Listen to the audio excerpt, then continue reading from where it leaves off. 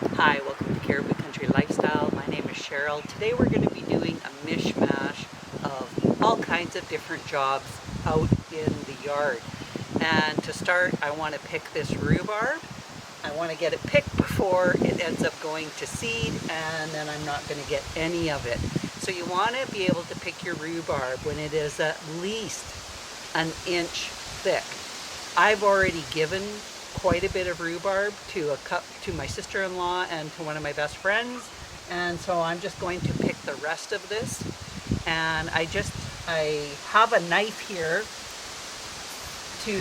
for the rhubarb, but it's not to cut it. So when you're picking rhubarb, you want to just give at the base of the rhubarb plant, you want to just give the, I guess it would be the stalk or the stem, a little twist at the bottom. So I'm going to reach down into the bottom, and I'm just going to give it a little twist until it breaks free. Now the knife is just to cut the top off. And this is not something that you would feed to your animals because rhubarb leaves are poisonous. I will just toss these rhubarb leaves into an old compost bin that I have here. And I want to pick most of the rhubarb that I have here, and then I won't pick any more. Quite a bit that's ready to be picked. And then what I do is I chop it up. I'll wash it all up. I'll chop it all up into like 1/2-inch pieces, and then I put it into freezer bags. And I usually put enough, like I'll fill up a medium-sized freezer bag, and then that's enough to be doing any type of baking, maybe even a crisp of some sort, and it works out really well. Or I could use it if I wanted to make a jam out of it, like strawberry rhubarb jam. I've also made rhubarb with other berries, blueberry, Saskatoon. Last year I had so much rhubarb that I used, like I must make a rhubarb coffee cake almost every Sunday. My recently daughter-in-law, my son got married over a month ago. She absolutely loves the rhubarb coffee cake. And I just get the recipe out of the Company's Coming Cakes recipe book, but I make it gluten and dairy free so that we have quite a few of us that are gluten and dairy free, so it's good for all of us. I think that's it. That's all I'm going to pick. And then all of these leaves, I just have a compost bin here, and I'll just put them on top.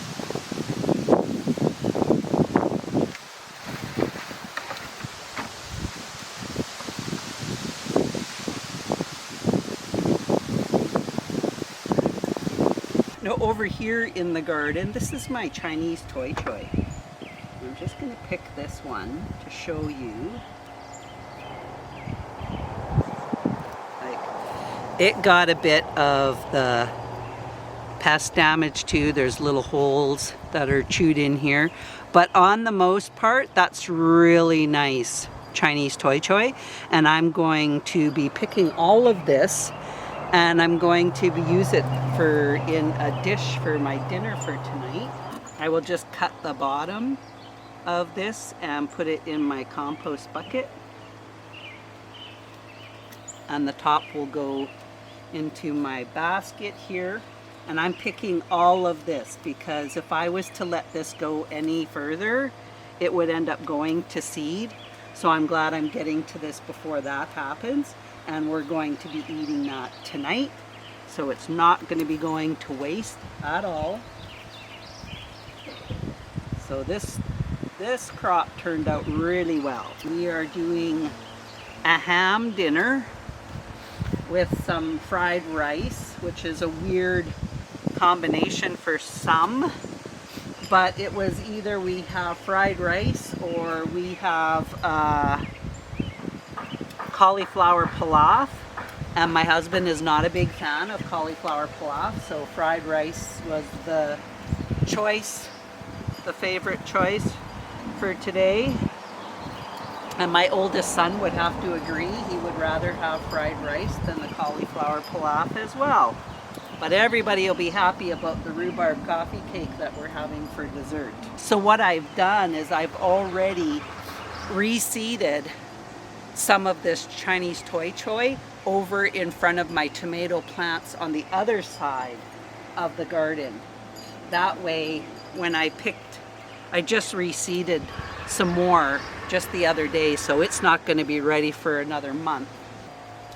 I will pick the rest and we will come back. This is how much of the baby bok choy, the Chinese toy choy that I got.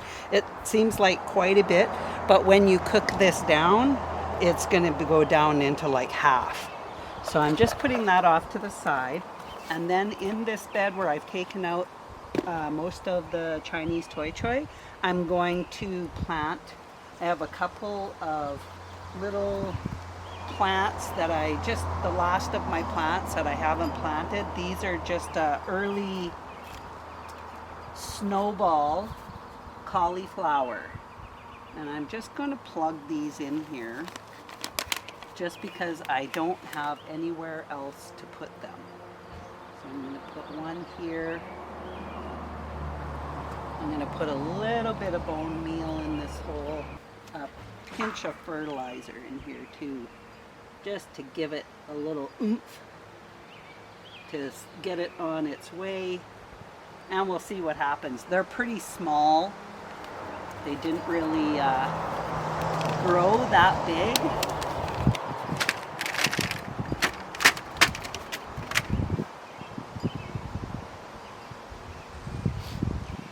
And I will put the other one over on this side.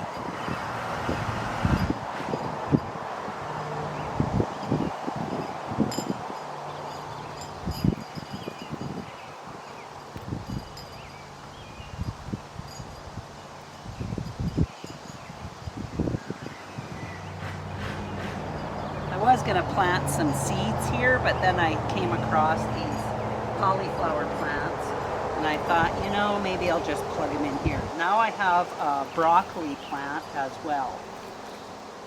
So we'll just put that right here.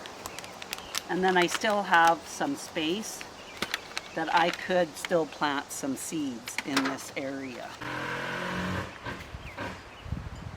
Put a little bit of this in and plant this broccoli plant.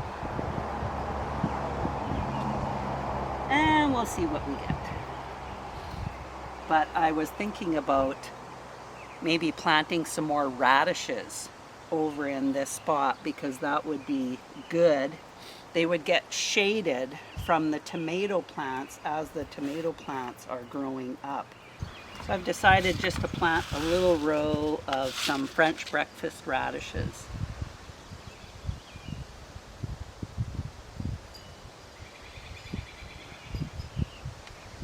My radishes still aren't ready to pick from over where I have originally planted my radishes. I have some French breakfast.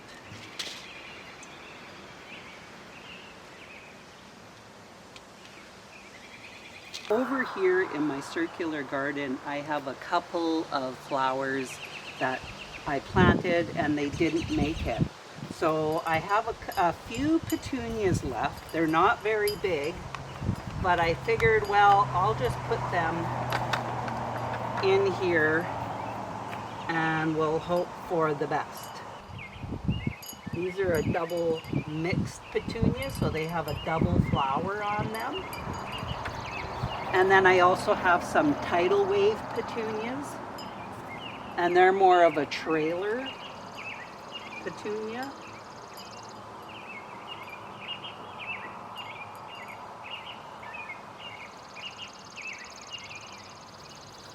But these are so small that I'm not even sure how well they're going to do in this spot, so we'll just plug them in these spots. These are where I planted some. I had a bunch of snapdragons, so I planted the snapdragons in here, but some of them didn't make it. So now I'm replacing those with these little petunias. So here we have a tidal wave. Just making some space. These are pretty full with compost because I did top them up. And now I need the space to try and put this little plant in.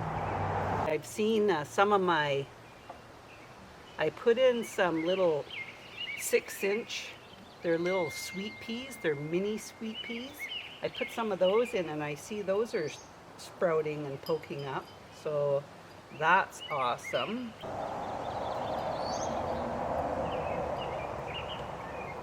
Yeah, these petunias plants are so small. So I got 2 bags of chopped rhubarb. That's just the beginning of it. I actually have a friend that has rhubarb at her place. She hates rhubarb, which I am shocked that she does not like rhubarb. But she said that I could come and help myself to any rhubarb that she has as well. So I think I might just take her up on that too. So now that I've cut the rhubarb and I put it in the freezer, I actually had taken out a bag of rhubarb that I had, and that was last year's rhubarb. And I'm making my rhubarb coffee cake. So far I have half a cup of butter, and we use a plant-based butter. And then I put in 1.5 cups of organic sugar, and then 2 eggs. So you mix the sugar and the butter together. Once that's mixed up, then you add 1 egg at a time and you mix each of them individually into this. Now I'm going to be adding sour cream, and this is dairy-free sour cream, so it's Earth's Own sour cream. It's an alternative sour cream, so we use that. I like the taste of it. It's the closest that I can find that tastes like sour cream. We used to get this tofutti sour cream. It didn't really taste like sour cream, but it was all we had at that time. Well, they actually don't carry it anymore, and they brought in this Earth's Own sour cream, and as far as I'm concerned, it tastes way more like sour cream than that other one did. So you're going to put in your sour cream and a teaspoon of vanilla. And this is vanilla that I get from Mexico when we go to Mexico. And I'm almost out, but I've already got another bottle of vanilla when I was in Mexico in March. So we just mix this in.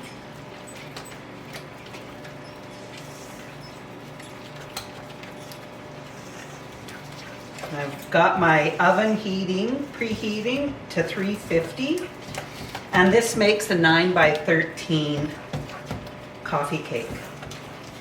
And I've already pre-sprayed my pan. I just use that avocado oil spray.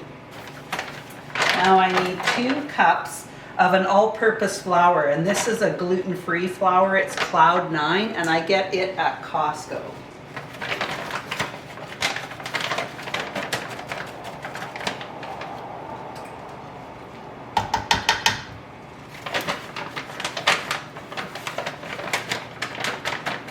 And I've been using this, my son also uses this for making his bread. He makes an apple cinnamon raisin bread, and he makes it up. Then once it's cooled after baking, he'll slice it up and he puts it into a large freezer bag, the slices, and then he freezes it. And he takes out 2 slices at a time, toasts that up, and puts peanut butter and jam on it, and he loves it. I need a teaspoon of baking soda.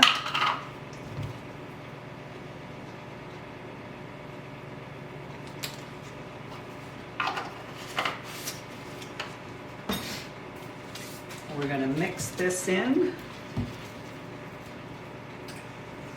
This cake is so good.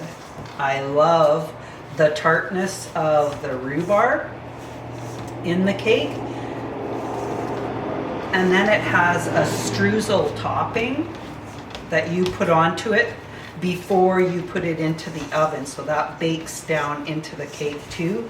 And it is absolutely delicious. So now I'm going to add my rhubarb.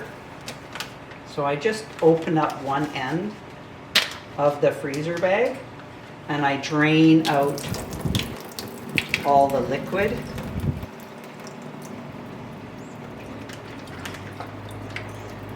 From the rhubarb. 2 cups of rhubarb. Well, when you freeze it, it makes it a lot more soft. So now we'll just open this up. It looks like more when you first put it in the bag, and then when you freeze it, it looks like a lot less. So we'll blend that in. Just fold it into your batter. Put it into the greased pan.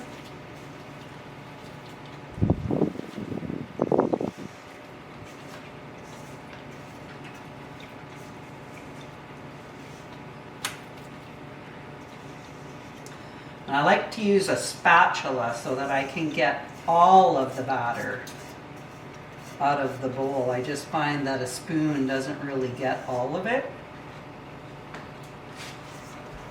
And just move this around.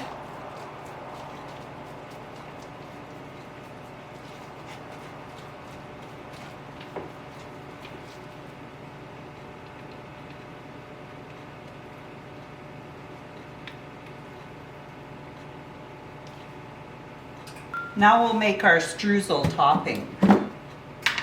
We need 1/2 cup of brown sugar.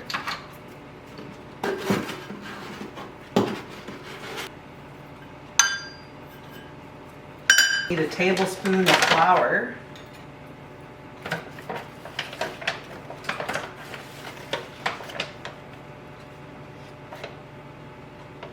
Need a teaspoon of cinnamon.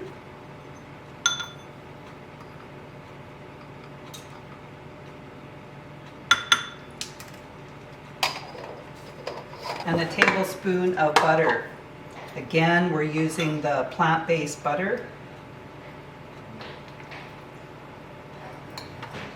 So, and then I'm mixing that in.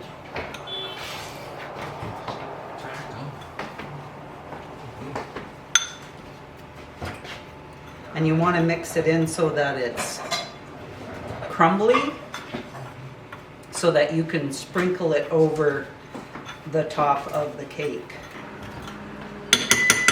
I think that looks good. And then we're just going to shake this on over top.